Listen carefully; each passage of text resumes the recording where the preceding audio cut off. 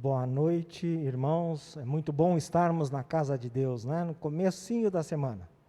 Já partimos do primeiro dia para o segundo, né? Depois do pôr do sol. Já adentramos aí a segunda-feira, biblicamente falando, vamos falar assim.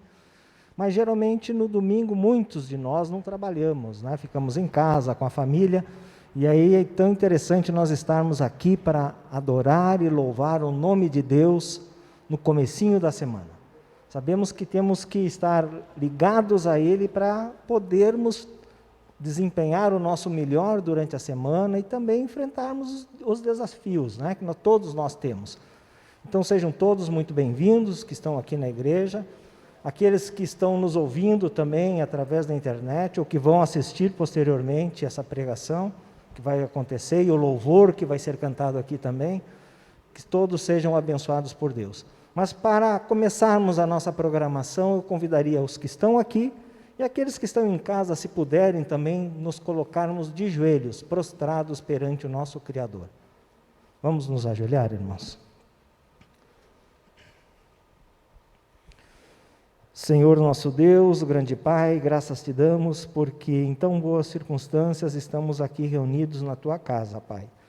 Fala em tão boas circunstâncias, apesar do que está sendo vivido aí em função dessa pandemia e de outros problemas, mas o Senhor tem nos dado a liberdade de estarmos adorando o Teu nome aqui, Pai, nesse momento. Por isso te somos gratos. Pedimos que o Senhor nos abençoe, que o Senhor derrame Teu Santo Espírito sobre o pastor que irá falar e também sobre todos que estarão participando dessa programação, Pai. Quer seja através dos louvores cantados, ou da Tua palavra que será aberta, que todos possamos sair daqui melhores do que aqui chegamos, Pai. E pedimos especialmente que o Teu Santo Espírito possa nos conduzir durante toda essa semana. É o que pedimos no nome de Jesus. Amém, Pai.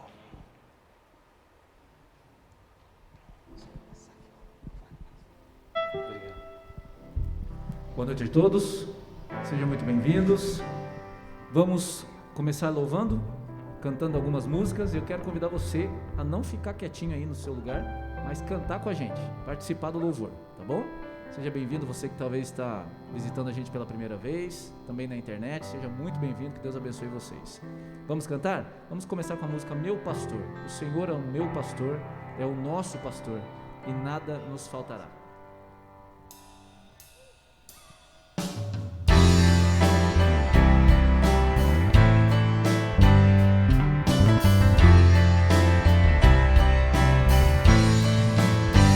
Contigo eu andei em segurança,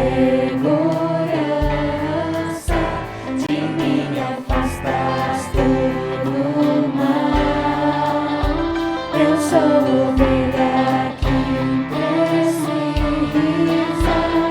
do cuidado do pastor.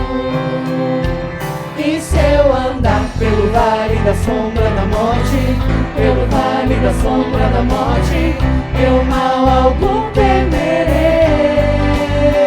pois sei que onde quer que eu for, tua bondade me seguirá. Onde eu for, tua bondade me seguirá. De bênçãos me cercarás. Meu pastor me leva a lugares altos de água limpa pra beber, e em pastos verdes vou descansar e a jornada continuar com Ele.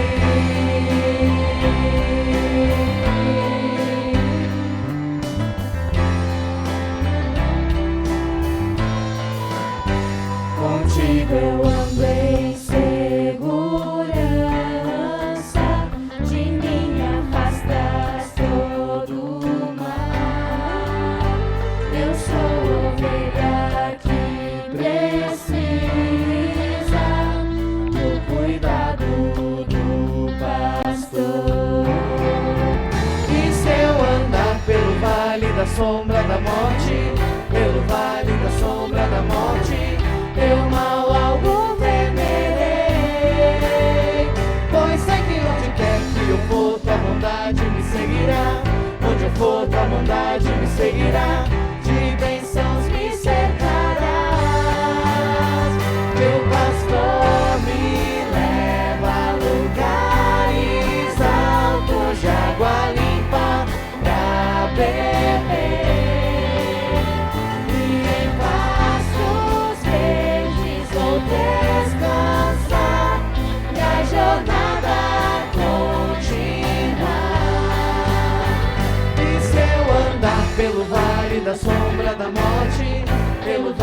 da sombra da morte, eu mal algum temerei.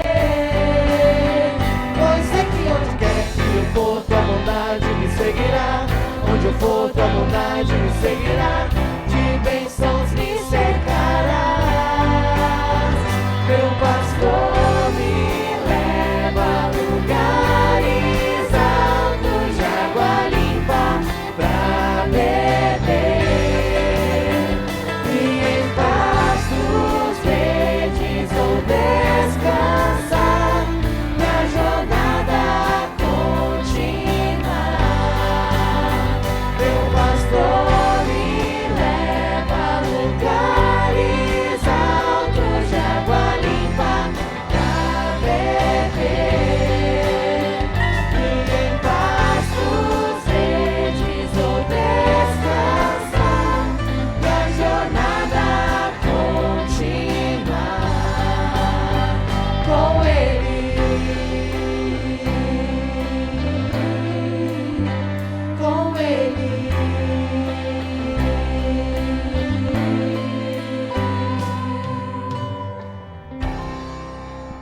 Amém? Amém. 1 Coríntios 2, versículo 9, na Nova Versão Internacional diz assim: olho nenhum viu, ouvido nenhum ouviu, mente nenhuma imaginou o que Deus preparou para aqueles que o amam. Você já imaginou como deve ser o céu? A gente tem só um pequeno vislumbre, né, do que pode ser o céu. Na verdade, a gente frequenta aqui lugares aqui de vez em quando, no nosso país, na nossa terra, no nosso estado, na nossa cidade, mas não tem ideia do que pode ser o céu. E esses lugares trazem assim um rascunho do que Deus está preparando para nós, né?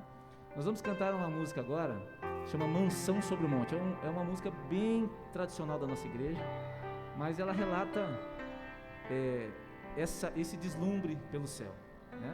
Deslumbre que nós temos em imaginar como é o céu. Eu quero convidar você a cantar agora, Mansão sobre o Monte.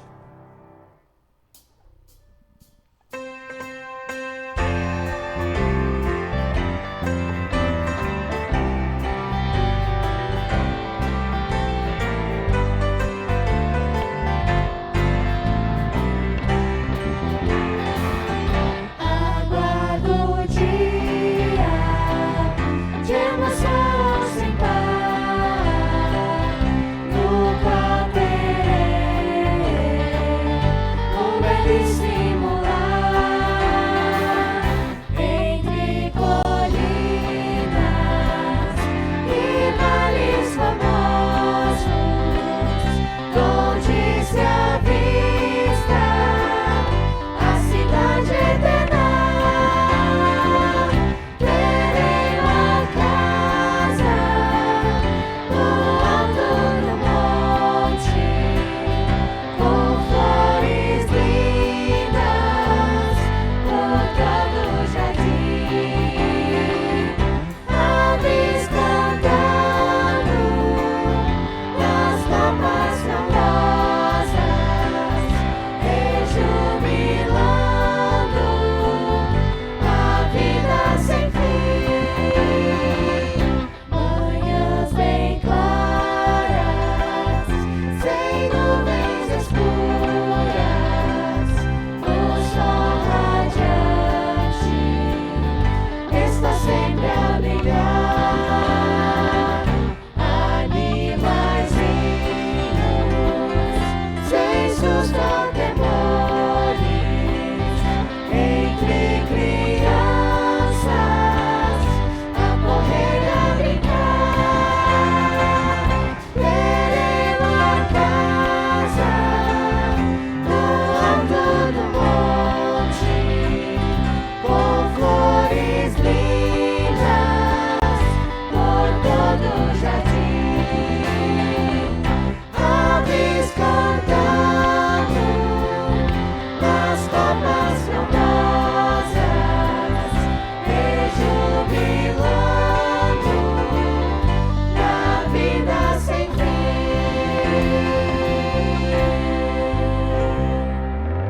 Amém? Amém. Quero convidar você a se colocar em pé. Nós vamos cantar uma música nova. uma música que revela o poder do nosso Jesus Cristo em ter vencido a morte. Nós acreditamos num Deus que enviou o seu Filho para morrer por nós numa cruz, mas não parou aí a história. E Ele venceu a morte e Ele ressuscitou. E aí está a nossa esperança. A esperança de que a morte foi derrotada e um dia não vamos ter mais morte no nosso meio. E um dia nós vamos morar com Jesus. Amém? Vamos cantar. É uma música nova, mas é bem conhecida, eu tenho certeza que você vai lembrar.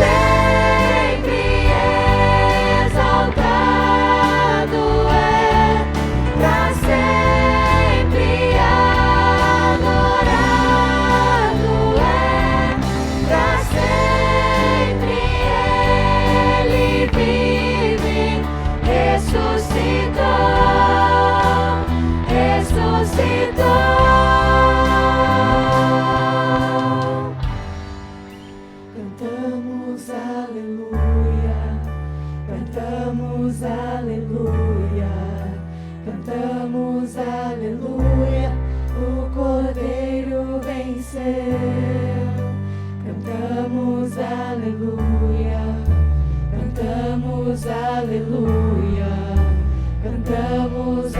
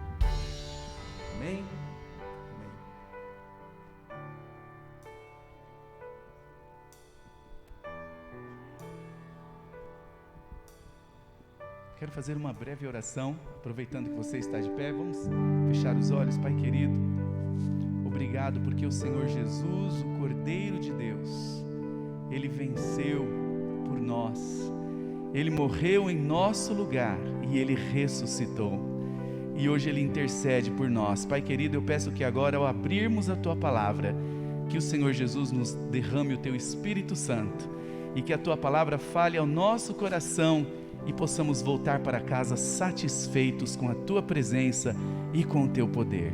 Em nome de Jesus, amém. Muito obrigado.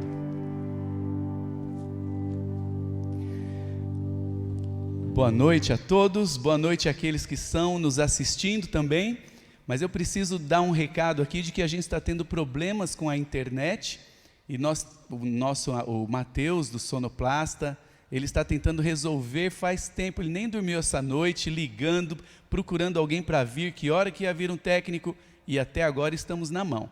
Então nós temos internet, mas não temos, porque diz que toda hora cai e volta, cai e volta. Nós esperamos que agora, ao começarmos a palavra, que a internet fique firme, e se não ficar, vai ficar gravado depois para todos poderem assistir. Hoje nós estamos começando uma série de 10 estudos, 10 domingos, em que nós estamos estudando as colunas da verdade. Nós precisamos defender a verdade e viver pela verdade. Nós temos aqui alguns amigos hoje vindo pela primeira vez. Alguns me escreveram dizendo: pastor, eu quero participar desse curso desde o começo, tem que fazer inscrição? Hoje ainda não, mas a gente quer divulgar mais para ter mais amigos convidados, e aí a gente vai fazer uma inscrição e dar um diploma no final, tá bom? Temos amigos aqui vindo pela primeira vez, meu amigo Alexandre, seja bem-vindo, a sua família. Eu conheci mais 2 ali no fundo vindo pela primeira vez, aqui também amigos. Que Deus nos abençoe, que hoje a gente possa ouvir a palavra de Deus e que a gente possa ter a certeza que tivemos um encontro com Ele, amém? Quanto mais a gente estuda a Bíblia, quanto mais a gente conhece da verdade, mais a gente ama a Deus e mais a gente percebe a necessidade de conhecer a verdade, porque os enganos nesse mundo são muitos. Hoje nós vamos ver a primeira coluna da verdade, que é a própria Bíblia. Será que a gente pode confiar na Bíblia totalmente? E hoje nós vamos ver que sim, que Deus é maravilhoso, e Deus preservou as palavras da Escritura para nós, para a gente não cair em erros, para a gente conhecer por que a gente está aqui, para onde é que a gente vai, por que existe o mal, qual é o destino final deste mundo, tudo revelado para nós.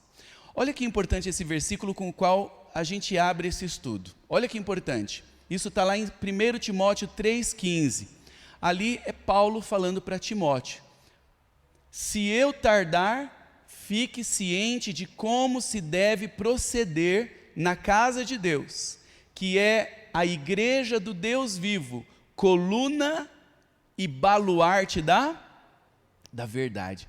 Olha o que ele está dizendo: a igreja tem que ser coluna e baluarte. Baluarte quer dizer uma fortaleza da verdade. A igreja não pode pregar o erro. A igreja tem que erguer a Bíblia bem alto e mostrar a verdade, e viver pela verdade e defendê-la até o fim. Olha essa outra passagem aqui, onde Jesus descreve o que é a verdade. Tá bom, a igreja tem que ser coluna da verdade, fortaleza da verdade. O que é a verdade? E Jesus fez uma oração em João 17, e lá no versículo 17 ele pede assim para o Pai: santifica-os na verdade. Falou de novo da verdade. Está pedindo para Deus nos santificar na verdade. E Ele mesmo completa o que é a verdade. O que é que Ele diz que é a verdade?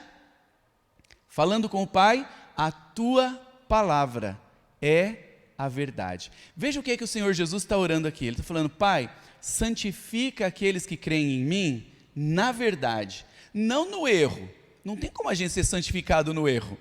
Santifica-os na verdade, a tua palavra é a verdade. Então hoje, se a gente está abrindo uma série de 10 estudos sobre as colunas da verdade, a primeira coluna é a Bíblia, é a palavra de Deus escrita.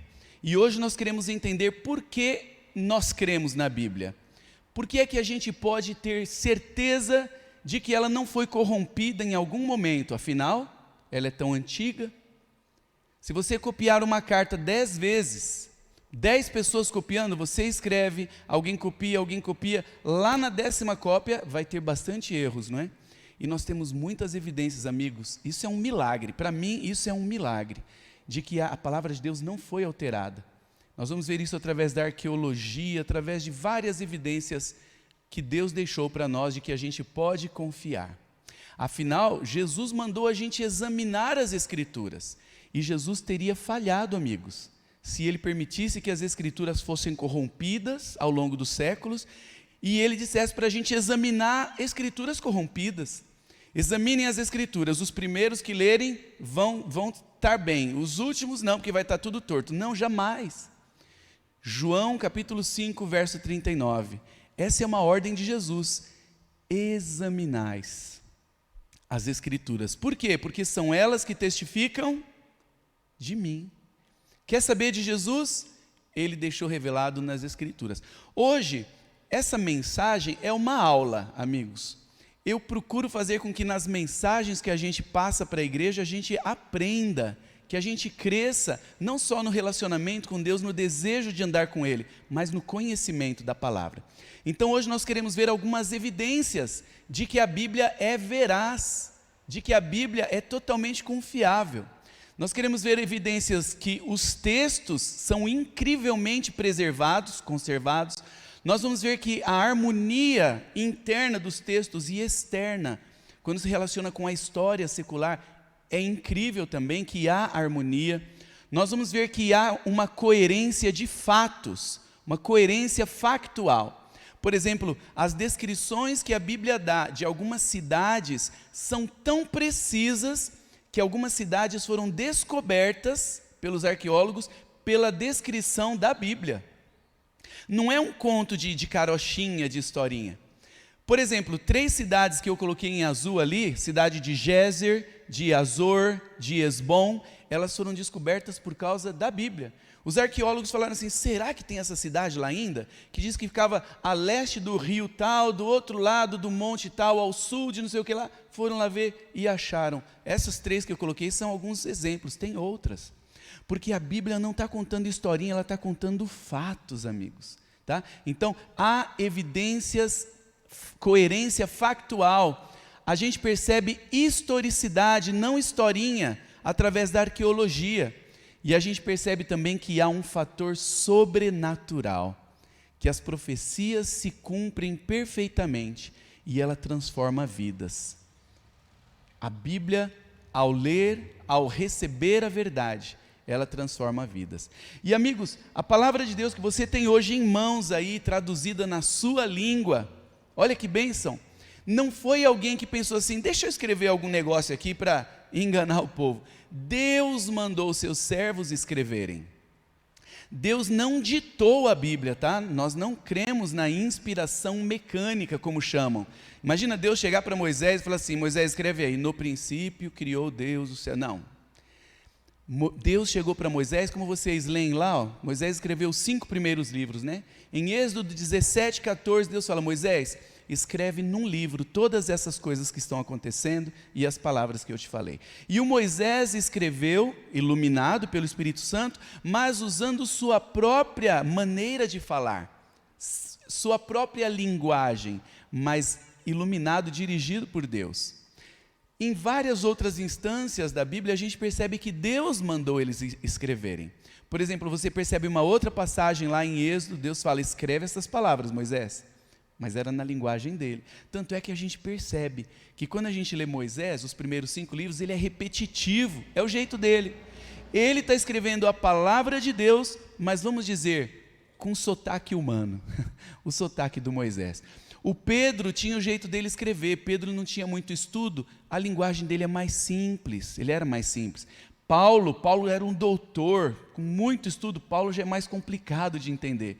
Mas Deus foi quem guiou o processo, mesmo que eles usavam a sua linguagem. Olha lá para Jeremias, Deus fala: Jeremias, escreve num livro todas as palavras. Em Abacuque, Deus fala: Abacuque, escreve a visão e a torna bem legível, para que todos possam ler, até o que passa correndo, era para ele escrever. Deus quer que a gente entenda a sua palavra. E aí a gente pensa assim, mas será que ela foi preservada? Aqui é que está. Para mim isso é um milagre, como vocês vão ver aqui. Olha só, a Bíblia nós dividimos em Velho Testamento e Novo Testamento. Velho Testamento são os textos escritos antes de Cristo. O último livro escrito do Velho Testamento foi escrito 400 anos antes de Cristo. Já pensou?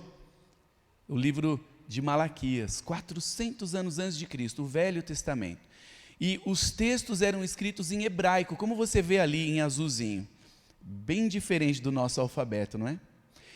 Será que os judeus copiaram certinho o Velho Testamento? Olha como que um judeu fazia na hora de copiar o Velho Testamento, que era, na época dele, era o texto que tinha, era o Velho Testamento. Para eles, era alguém que tinha que ser treinado, consagrado para copiar os textos sagrados, porque para eles era um pecado muito grave, e não é? Transmitir a palavra de Deus com corrupções. Então, como é que um judeu copiava a Bíblia? Ele contava quantas letras tinha na linha, na coluna, e ele calculava qual era a letra do meio, que eu imaginei ali no texto da esquerda, eu coloquei um círculozinho vermelho ali, vamos imaginar que é aquela letra ali. Aí ele começava a copiar todo o processo, ele não podia confiar na memória, ele não podia, isso aqui eu já sei, no princípio criou Deus os céus e a terra porém era sem forma e vazia, não. Ele tinha que ler lá, tudo em hebraico, né? E copiar aquele trechinho, e ler outro trechinho e copiar. E quando chegava no nome de Deus, ele parava e ele orava, o escriba, o copista.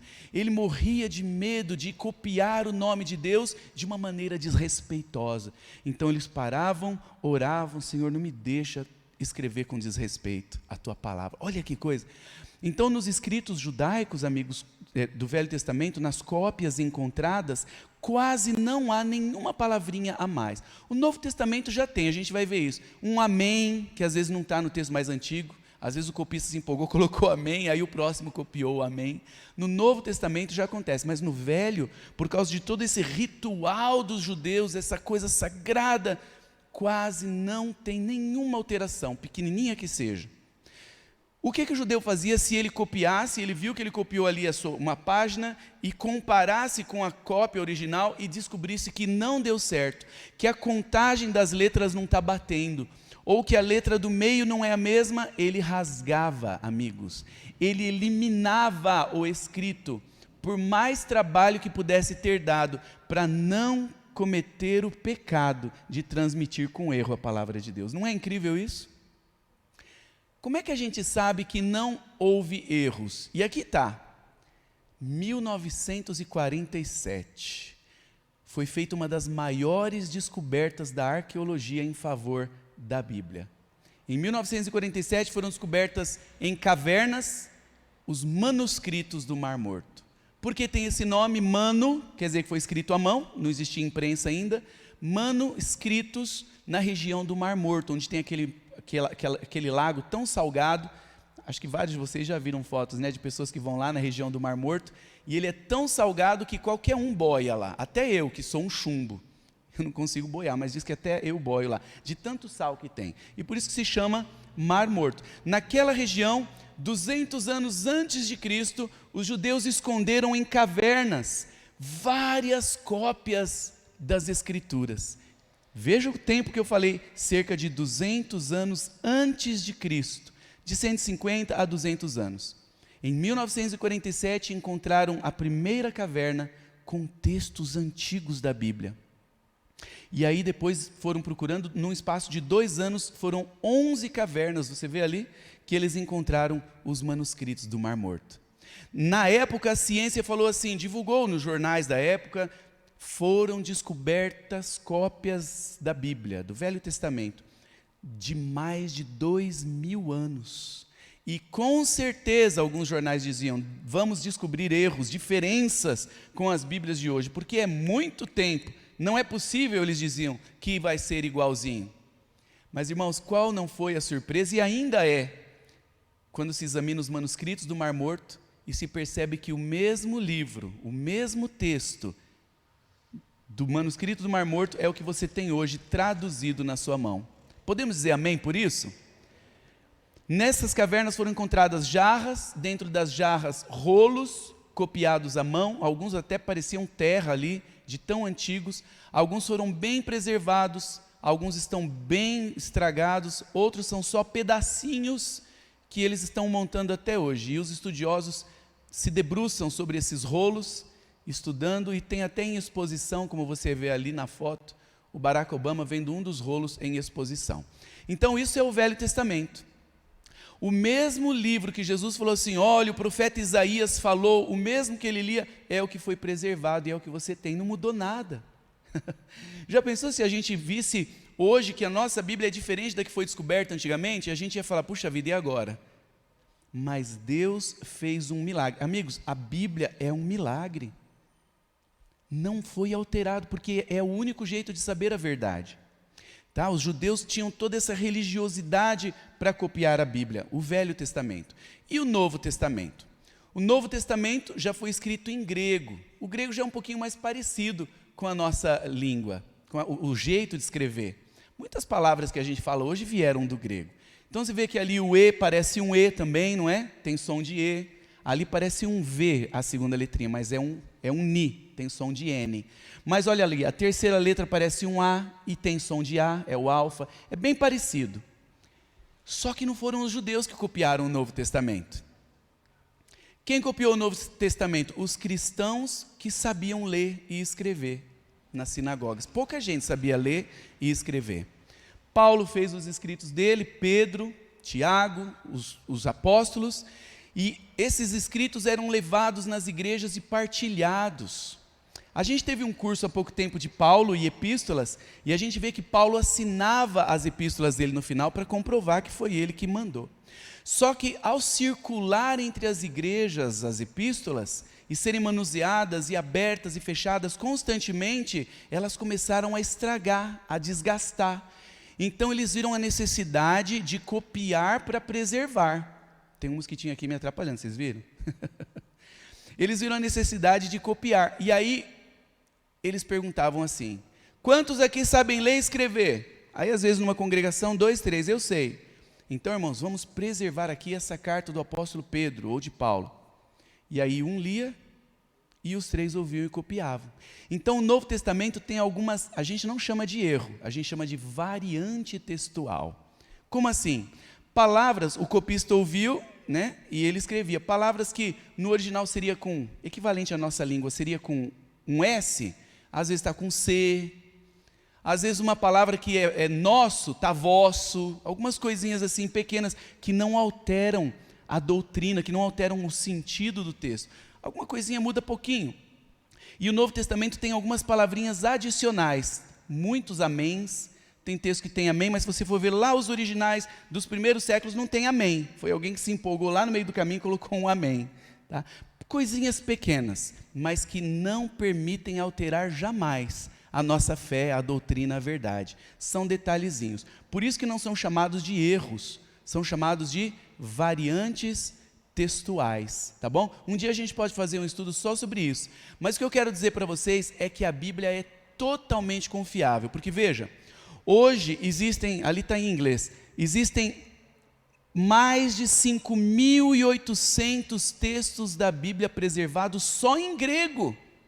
Só em grego, a língua original, existem esparramados no mundo aí e sempre descobrem mais. Quando vão fazer uma estrada lá para aqueles lados da Palestina ou no Egito, aí descobrem ruínas de igrejas, de casas onde se adorava a Deus e descobrem mais manuscritos. Então, ao se comparar, veja, se você tem 5.800 cópias, você consegue descobrir qual é o texto original.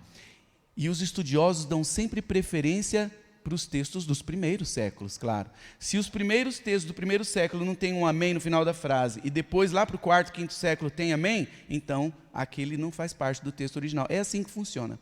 Hoje nós temos certeza de que nós podemos ter o texto original, porque só em grego tem mais de 5.800 cópias, não inteiras, né? Às vezes é uma página só, às vezes é um livro.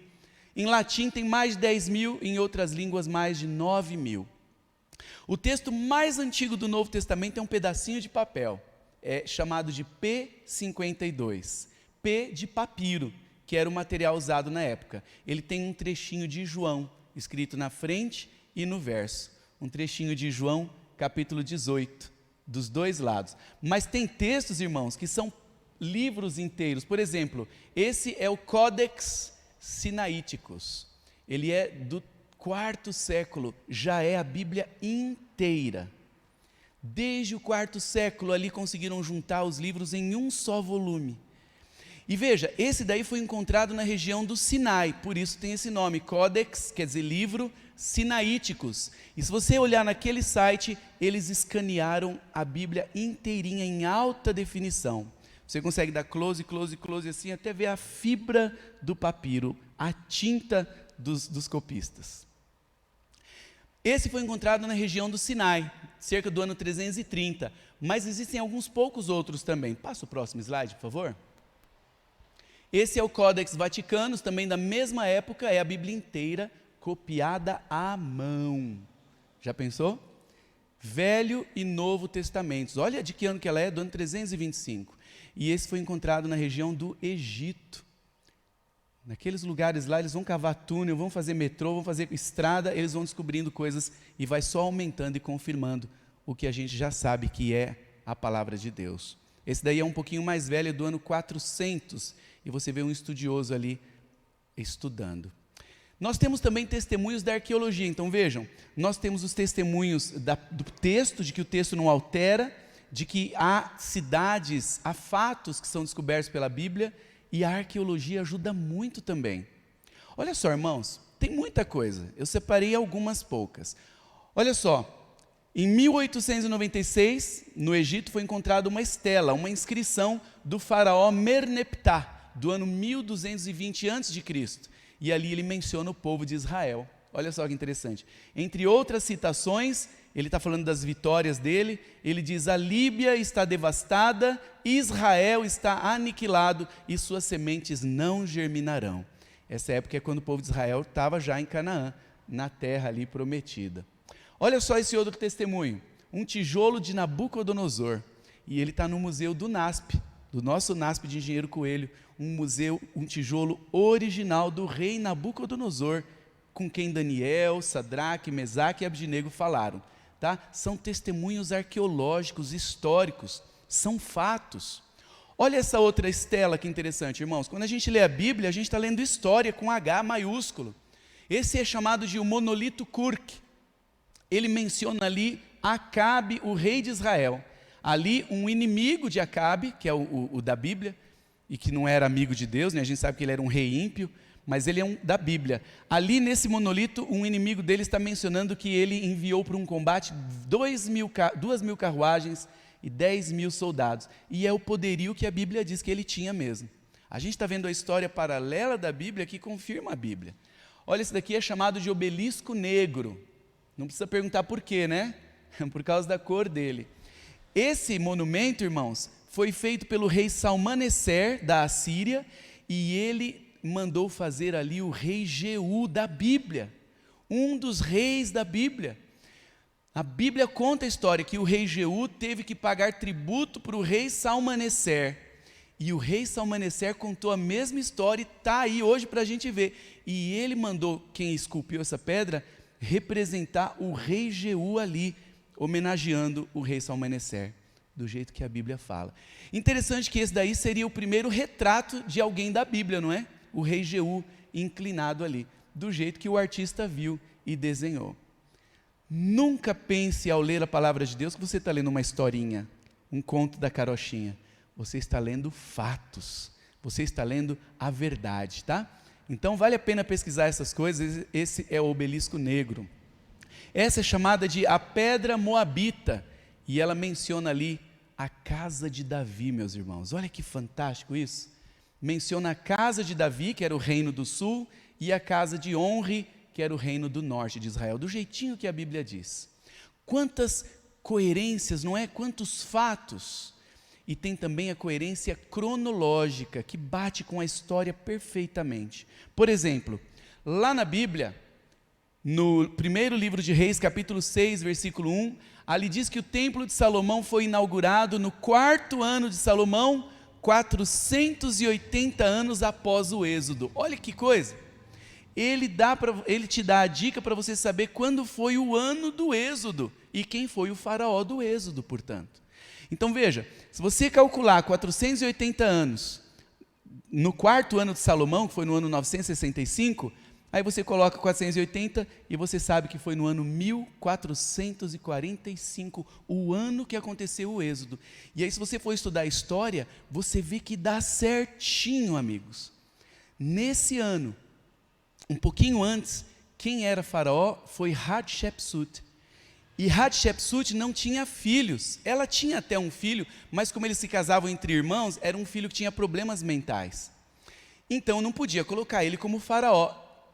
A filha do faraó, que queria colocar alguém para reinar no Egito, bate na data da Hatshepsut.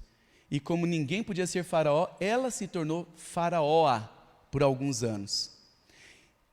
E o filho dela que acabou reinando, que era meio doido da cabeça, era o Amenhotep II. Aliás, esse daí é o outro ainda, da época do Moisés, parceiro dele. Quando você vê nos filmes o tal do Ramsés, ali não é Bíblia. O filme está imaginando que eles acham. Aí coloca o Ramsés como parceiro do Moisés, crescendo junto. Aí coloca outros faraós de outra época. De acordo com a cronologia bíblica, foi o Amenhotep, tá bom? E a Hatshepsut foi a mãe adotiva. E isso é tão interessante, irmãos, quando a gente considera a Bíblia como um fato, que arrancaram todas as estátuas, todas as figuras de Hatshepsut das paredes do Egito, eles arrancaram. Olha aqui, por exemplo, nessa foto, os estudiosos sabem que ali era a Hatshepsut, mas por que os egípcios arrancaram a Hatshepsut vestida como um faraó? Porque provavelmente eles ficaram com muita raiva dela quando ela adotou Moisés, e o Moisés depois matou o egípcio e fugiu, e eles não quiseram mais guardar a história, a memória dela. É assim que os egípcios faziam. Eles apagavam a história que era contrária a eles. Tem uma outra figura aqui de Hatshepsut que eles apagaram também, uma inscrição dela e várias outras. E a múmia de Hatshepsut foi encontrada. Essa que vocês estão vendo aí, coitada, né? Está morta aí há mais de 3.000 anos e foi mumificada, foi provavelmente a mãe adotiva do Moisés. Aqui achou ele na beira do rio. Vocês estão vendo a cara dela, porque a cronologia bate. No quarto ano de Salomão, 480 anos, então você volta, cai certinho ali. Por que arrancaram as figuras dela das paredes do Egito? E veja mais uma coisa impressionante. Em 2007... há 13 anos atrás, aí 14 anos, é que descobriram o corpo dela. Há pouco tempo, em 2007. Por quê? Porque ela nem foi enterrada como uma princesa real. Talvez porque ficaram com medo das pessoas irem lá e exterminarem o corpo dela, porque eles pensavam, os egípcios, que com o corpo mumificado a pessoa podia ir para o paraíso deles, né? Então, a Hatshepsut estava num túmulo comum, o túmulo dela estava vazio, e ela estava junto no museu com o que achavam que era uma serva, como uma pessoa comum. Pesquise para você ver, em 2007, estava guardado num vaso os dentes, um dente de Hatshepsut e outras partes, da rainha Hatshepsut, mas o corpo não estava. E ao estudarem um dos corpos que estavam ali, que eles nem sabiam quem era como se fosse um dos servos, foram ver o dente era dela, encaixava certinho. Então em 2007 se constatou que essa que vocês veem na foto, foi a rainha, ou faraó, a Hatshepsut. E os estudiosos ficam assim, mas por que tiraram os retratos dela das paredes? Por que o corpo dela não estava lá, estava escondido como se fosse qualquer um, e o dente é que foi que entregou ela? Ao analisarem o dente que era dela com o corpo. Aí a gente entende a história, você fala, porque foi ela a rainha do Egito, a mãe adotiva do Moisés. Amigos, ao estudarmos a Bíblia, a gente se emociona de ver que a gente está lidando com história. E veja só como que bate mais ainda essa data. O Tutmés IV, que foi faraó depois, ele não era o primogênito. Esse faraó, ele fala isso aqui, ó, no meio das... Vocês estão vendo ali a esfinge? Vejam que no meio das patas da esfinge tem uma pedra, tem uma inscrição ali. E ali, esse faraó mandou escrever. Ele colocou que ele teve um sonho que ele seria o faraó, e ele achou estranho, porque ele não era o filho primogênito, e ele acabou sendo o faraó. Por que ele acabou sendo faraó? Porque o irmão dele morreu, o primogênito. Morreu no quê? Dá para saber no que o irmão dele morreu? Primogênito? Na 10ª praga.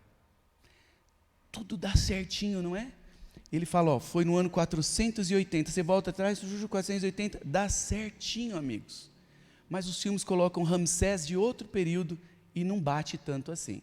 O que eu estou tentando mostrar hoje aqui na nossa primeira aula, nosso primeiro curso aqui dos 10 dias, de que a Bíblia é confiável, totalmente confiável. Essa é a primeira coluna da verdade que a gente tem que erguer bem alto. Quando aqui fala de criação, que Deus criou o mundo em 6 dias e descansou no 7º, é porque a evolução não encaixa aqui. Quando aqui fala que Deus é o nosso Criador, é porque Ele nos criou em 6 dias. Quando aqui diz que Jesus vai voltar em breve, é porque Ele vai voltar. E nesse curso, irmãos, nesses 10 domingos, nessa série especial, a gente quer ter várias respostas que são colunas da verdade. Se Deus é bom, por que existe o mal? Da onde vem o mal? Será que Deus criou um diabo? Será que Deus criou um ser com chifre, com rabo, como mostram por aí, formando uma verdadeira mitologia cristã? O que acontece quando morre? Por que a gente morre? Será que vai para o céu, vai para o inferno, fica vagando, vai para o purgatório? Durante esses 10 domingos, nós queremos ver verdades fantásticas extraídas da palavra de Deus, que nos dão segurança, que nos dão chão para a gente saber a verdade. O personagem central da Bíblia, no entanto, é Jesus Cristo. Não é a história, não são as profecias, é a pessoa de Jesus Cristo. Desde o capítulo 3 da Bíblia, quando Adão e Eva pecam, já no 3º capítulo, em Gênesis capítulo 3, diz assim, a semente da mulher, já estava falando de Jesus, a semente da mulher vai esmagar a cabeça da serpente. E desde os primeiros sacrifícios de Caim e Abel ali, de Noé, os sacrifícios de animais já apontavam que Jesus viria no futuro. O personagem central da Bíblia, amigos, é Jesus Cristo. E veja, quando Jesus queria dar um estudo bíblico para falar que Ele era o Messias, Ele usava o quê? Ele usava a Bíblia, que era o Velho Testamento, que já estava totalmente disponível, não é? Como eu falei, o último livro foi escrito do Velho Testamento 400 anos antes de Cristo. Olha o que diz a Bíblia em Lucas 24, 27. Falando de Jesus, começando por Moisés, falando dos primeiros 5 livros, olha, em Gênesis está escrito, a semente da mulher, olha lá em Levítico, começando por Moisés, e passando por todos os profetas, Isaías, Jeremias, Jesus expunha-lhes o que a seu respeito constava em todas as Escrituras. Jesus falava, você quer saber o que a Bíblia diz de mim? E ele passava por Moisés, pelos profetas, pelos salmos. Se a gente quer saber de Jesus, amigos, é através da Bíblia. Outra passagem que mostra isso, olha lá, Lucas 24, 44. E Jesus lhes disse, foi isso que eu lhes disse, enquanto ainda estava com vocês. Ele fala isso depois de ressuscitado. Ele fala, era necessário que se cumprisse tudo o que a meu respeito estava escrito na lei de Moisés, nos profetas e nos salmos. Jesus provava que ele era o Messias, que ele iria morrer e ressuscitar, usando a Bíblia. Se a gente quer saber de Jesus, amigos, é lendo as Escrituras. Veja, não dá tempo da gente tratar disso aqui agora, mas tem uma profecia em Daniel, capítulo 9, que dá a data quando Jesus seria batizado. A data de quando ele seria batizado, centenas de anos antes. E logo que Jesus foi batizado, ele saiu mostrando para todo mundo, em Marcos 1,15, o tempo está cumprido. Que tempo? O tempo que a Bíblia indicava que ele seria batizado, em Daniel capítulo 9. Foi no tempo determinado por Deus. Então logo, pouco tempo depois do batismo, ele saía pregando, gente, o tempo está cumprido, prestem atenção na profecia. O tempo está cumprido e o reino de Deus está próximo. E ele tornou o reino de Deus mais próximo quando morreu na cruz, no nosso lugar. Amigos, não é metade da Escritura que é inspirada por Deus. Não é só o Novo Testamento ou só o Velho. Quanto da Escritura é inspirado de acordo com esse versículo? Toda a Escritura, Gênesis, Êxodo, Levítico, toda a Escritura é inspirada por Deus. E mais, nenhum homem que escreveu a Escritura escreveu por vontade própria, foi Deus que mandou escrever e iluminou para isso, guiou para isso, para que ele não falasse besteira, não é? Olha só o que está lá em 2 Pedro, a profecia, né, a palavra da Escritura, nunca foi produzida por vontade de homens, de humanos, nunca, mas homens santos da parte de Deus falaram movidos pelo Espírito Santo. E aí a gente pode ler as Escrituras sabendo que é o Espírito Santo de Deus falando para a gente através de instrumentos humanos. Para que servem as Escrituras, amigos? Está lá na Bíblia, ela mesma mostra. Olha o que está lá em 2 Timóteo, capítulo 3, verso 16. Podem ler comigo? Ela é útil para ensinar, repreender, corrigir e instruir em justiça. Quando a gente lê as Escrituras, a gente fala assim, opa, eu estou errado aqui, eu preciso mudar. Ela me instrui, ela me corrige, ela me educa. E aí a gente ora, a gente fala, Senhor, me ajuda a viver com o teu poder, de acordo com a tua palavra, e o Senhor nos dá poder para isso, amém? Ela é útil para ensinar, para corrigir, para educar. Estamos terminando quase já. Olha o que diz lá em Jeremias 17:9. Enganoso é o quê? É o coração, os sentimentos. Tem gente que prefere viver pelo sentimento. Ah, não, eu sinto que Deus me apoia. Não, eu sinto que Deus está comigo. Nós não devemos nos basear no sentimento, porque o sentimento é enganoso. Nós temos que nos basear no assim diz o Senhor. Amigos, é tão enganoso o sentimento que às vezes eu vou falar com pessoas que estão em adultério, que estão em pleno pecado. E a pessoa fala assim, pastor, eu não sinto que eu estou errado. Eu não sinto que eu estou errado. O sentimento, amigos, é enganoso. Se a palavra de Deus diz que é errado, é errado. E a gente tem que falar, Senhor, me adequa à tua palavra. Me converte pelo teu poder, e Deus faz isso. O Espírito Santo nos convence do pecado, da justiça e do juízo. Olha essa outra passagem, irmãos, mostrando a importância da Bíblia. Se aparecer um anjo para você, lindo, brilhante, e falar alguma coisa que vai contra as Escrituras, manda ele embora, em nome de Jesus, que não é de Deus não. Olha o que está escrito lá, Gálatas 1, 8, 9. Ainda que nós, Paulo está dizendo, se Paulo aparecer para você, olá meu filho, eu sou Paulo, eu sou a alma do Paulo, ainda que nós, ou um dos apóstolos, ou mesmo um anjo vindo do céu, se ele vos pregar um evangelho que vai além do que temos pregado, que ele seja anátema. Ele fala isso 2 vezes seguidas, no verso 8 e o verso 9, de tão importante que é. Amigos, quantas pessoas que são guiadas por aparições, por espíritos, por seres sobrenaturais, mas se não bate com as Escrituras, amigos, essa é a fonte de verdade. Esse ser sobrenatural, se não fala de acordo com a Escritura, é um ser sobrenatural sim, mas não é do céu, não é de Deus. O objetivo é enganar. Nós vamos estudar num desses 10 domingos o que a Bíblia diz que acontece quando você morre. Uma vez uma professora minha, ela me falou assim, ela via que eu não ia na escola sexta-noite, né, que eu era religioso, que era por motivo de religião, eu não ia sexta-noite. Então ela falou um dia assim para mim, né? Ela dizia que ela tinha visões, que ela via os parentes que morreram e falava com eles. Aí um dia ela nem dava aula direito, era professora de geografia. Isso foi no primeiro ano do ensino médio, eu acho. Aí ela falou assim, mas a Bíblia fala, mas nem sabe da Bíblia, né? Mas a Bíblia fala que os mortos voltam sim. Aí ela virou para mim, não é verdade, Natal? Aí todos os alunos olharam para mim, eu vi todas as carinhas virando assim, eu falei, e agora? Eu vou falar contra a vontade da professora, o que ela quer ouvir, né? Aí eu falei, não, professora, a Bíblia fala que eles não voltam. Como não? Ela disse. Eu vejo eles, eu falo com eles, eu ouço eles. Como que a Bíblia diz que eles... Então quem é que aparece? Aí eu, piorou a pergunta agora, né? Aí eu engoli seco e falei, oh meu Deus, eu vou ter que falar a verdade aqui, já que ela perguntou, né? Falei, professora, a Bíblia diz que anjos do mal se passam por pessoas que morreram para enganar a gente. Aí ela falou assim, gente, na sala de aula, ela falou, então eu não acredito na Bíblia. Então, se a Bíblia fala isso e eu vejo, então eu não acredito na Bíblia. Eu falei, é exatamente essa a intenção, é você não acreditar na Bíblia, é acreditar no que você viu, no que você ouviu e não na verdade. Graças a Deus, irmãos, que eu era um bom aluno, eu tirei nota boa e passei de ano, porque ela nunca mais foi legal comigo, essa professora, nunca mais ela olhou para mim, não foi legal mais, mas a gente tem que viver pela verdade, não é? E não pelo que eu acho, pelo que eu penso. A Bíblia diz, se um anjo aparece, um espírito ou qualquer coisa e diz, contrário à Bíblia, pode fugir, ou pode mandar ela embora, em nome de Jesus, porque não é de Deus não. A palavra de Deus tem que ser lâmpada para os nossos pés, amigos.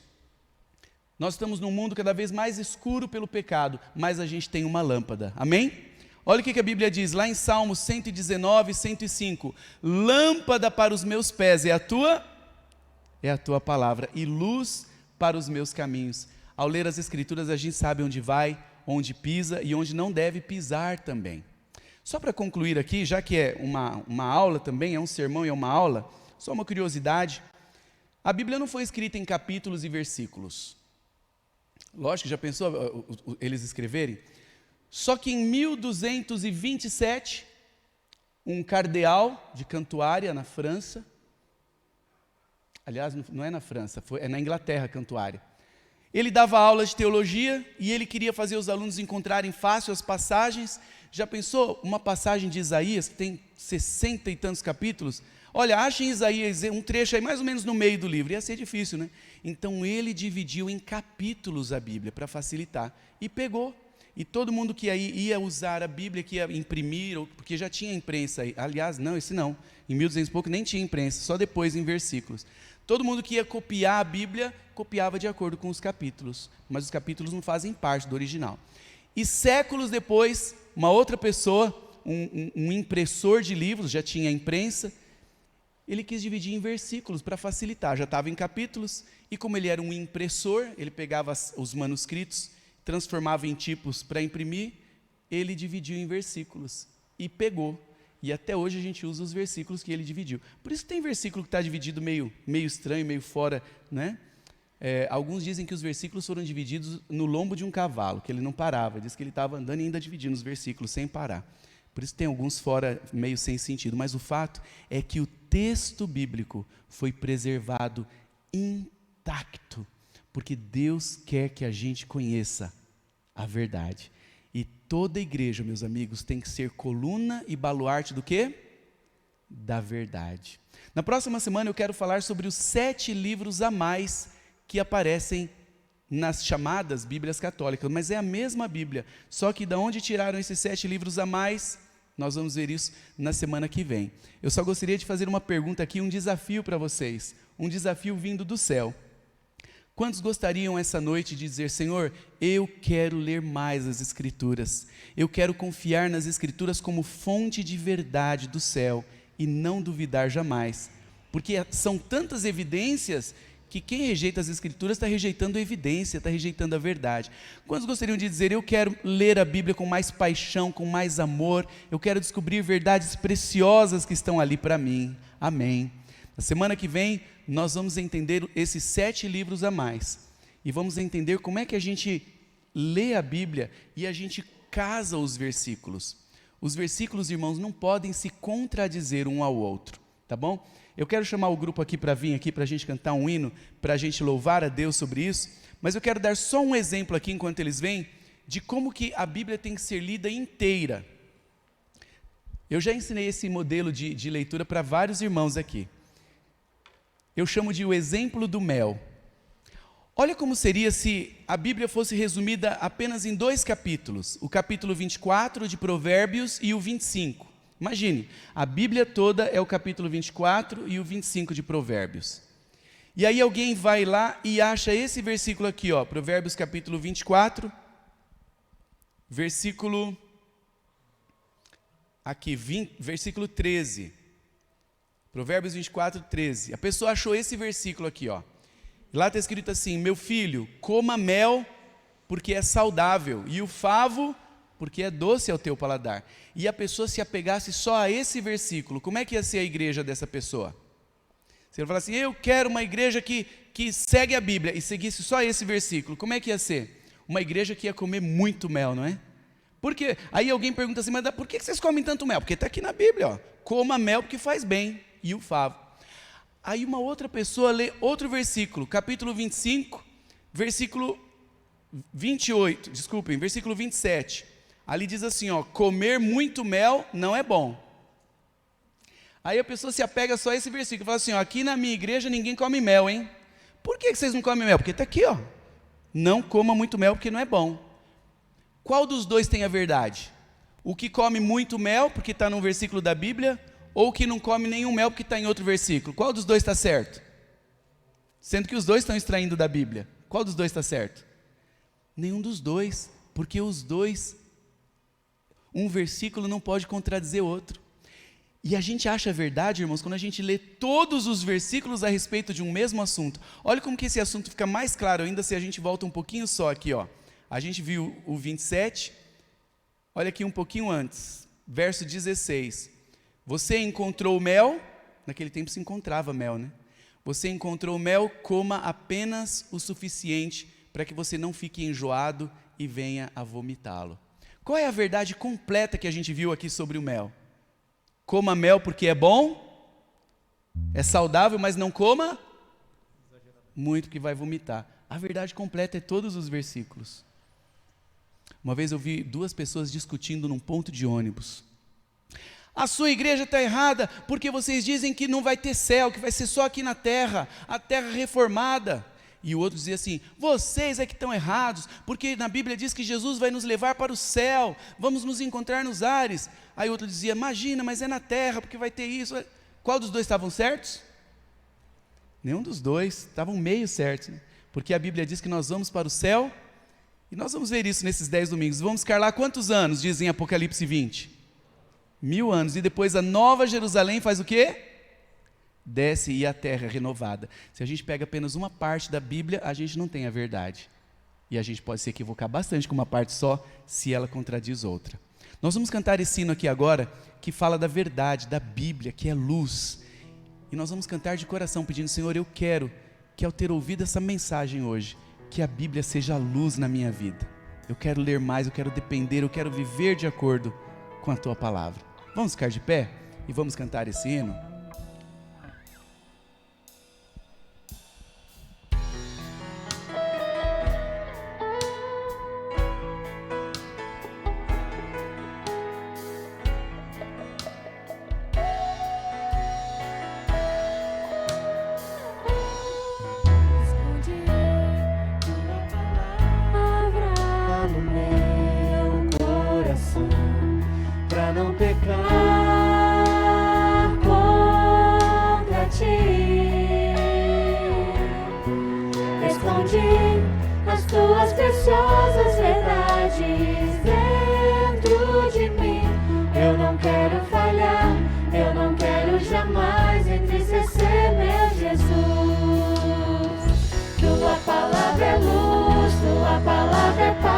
Tua palavra é vida ao meu coração. Por isso em meu viver eu quero compreender, eu quero aceitar em mim o teu querer. Vem ajudar-me, ó Deus. Decidi obedecer, Senhor, em qualquer situação. Sei que tu vais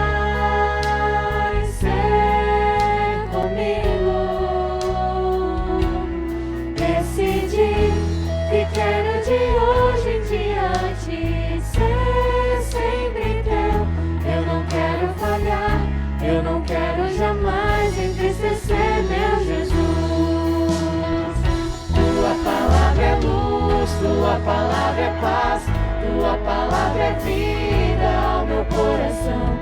Por isso em meu viver eu quero compreender, eu quero aceitar em mim o teu querer. Ajudar-me, ó Deus. Tua palavra é luz, tua palavra é paz, tua palavra é vida ao meu coração. Por isso em meu viver eu quero compreender, eu quero aceitar em mim o teu querer. Vem ajudar-me, ó Deus.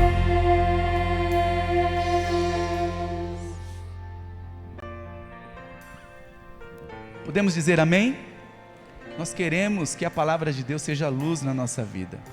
Hoje nós vimos muitas evidências de que a palavra de Deus é concreta, de que ela é real, de que o texto é o mesmo que Jesus lia e os apóstolos. Que Deus nos ajude a confiarmos totalmente nas Escrituras. Essa é a primeira coluna da verdade. Vamos orar? Senhor nosso Deus, obrigado, Pai querido, por teres preservado as Escrituras para nós. Assim como os cristãos desde o primeiro século tiveram acesso às tuas palavras, obrigado, Senhor, porque nós temos hoje também. E não somente a tua palavra escrita, mas ao teu Espírito Santo. Que o teu Espírito Santo, Pai querido, esteja nos limpando sempre do pecado, esteja nos convencendo do pecado e da salvação que há em Jesus Cristo. Que o teu Espírito nos faça viver de acordo com a tua vontade e que nós tenhamos sempre fome e sede de aprender mais da tua palavra e que a gente possa ser mais feliz nessa terra enquanto conhecemos a verdade e aguardamos a volta de Jesus. Mas ajude-nos, Pai querido, a não apenas conhecer a verdade, mas a termos o poder do alto para vivermos o reino de Deus aqui na terra e levarmos a mensagem para aqueles que ainda não conhecem. Entrego nossas vidas em tuas mãos. Peço que o Senhor nos permita voltar para casa em segurança e mais apaixonados pelo Senhor, pelo teu cuidado por nós. Por favor, Pai, esteja conosco, perdoe os nossos pecados e nos unge com teu Espírito Santo. Te pedimos em nome de Jesus. Amém. Que Deus abençoe a todos. Uma boa noite.